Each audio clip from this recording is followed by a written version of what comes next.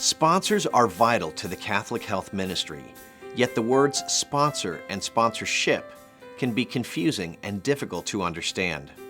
When people hear the word sponsor, the first thing they tend to think of is someone who underwrites sporting events, donates to fundraisers, or advertises on TV. In the Catholic Health Ministry, however, sponsors and sponsorship have important and distinct meanings.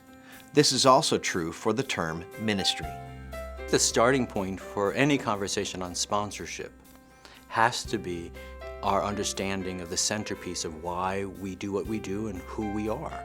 And that is the reconciling mission of Jesus, to draw all of creation into the fullness of God's love.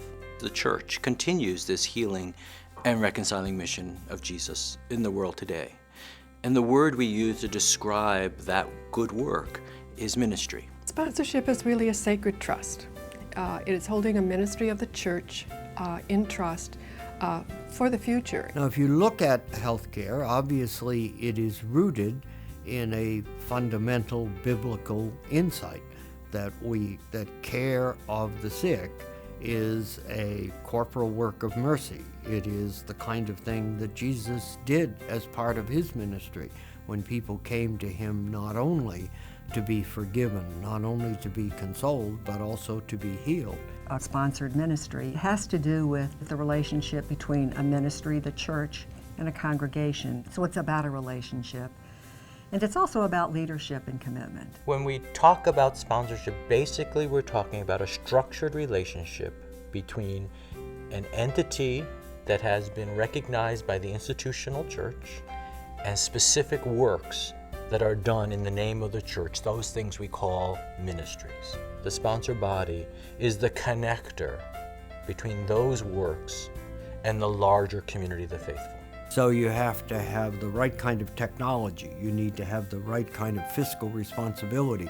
You need to have the right kind of professional training and a large core of professionally trained people. So we are highly structured in this ministry, but that shouldn't make us forget where we came from. We came from and do come from the gospel. We are part of the pastoral care ministry of the church in our own way in healthcare, and we are at the same time a major player in the field of healthcare in the United States.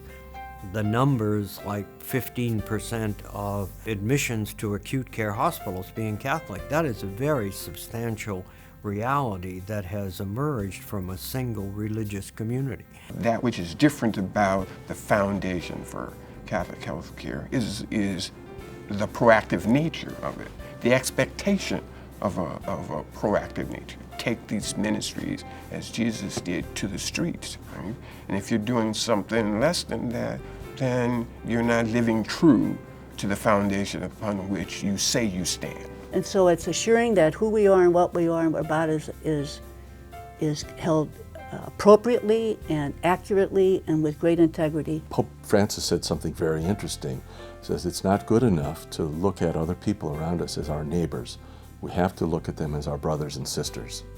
So part of the goal of a sponsor should be aware of trying to turn neighbors into brothers and sisters. It's interesting to note that the word sponsorship was not used until after Vatican II. It doesn't appear in canon law at all. Yet it is rich with meaning and has many dimensions. You know, we talk about sponsorship, but really it's so hard to define sponsorship. You know, for me, I try to simplify it because there's so many facets to it that you look at one and then you look at the other, and you put them all together. And there's no one way of defining it. For me, it's carry on, assuring that we are carrying on the mission of the church, the mission of Jesus, and what our sisters and others who went before us have really instilled into all of us. In concert with members, CHA developed a definition of sponsorship to provide a shared understanding of the importance of sponsorship to the ministry.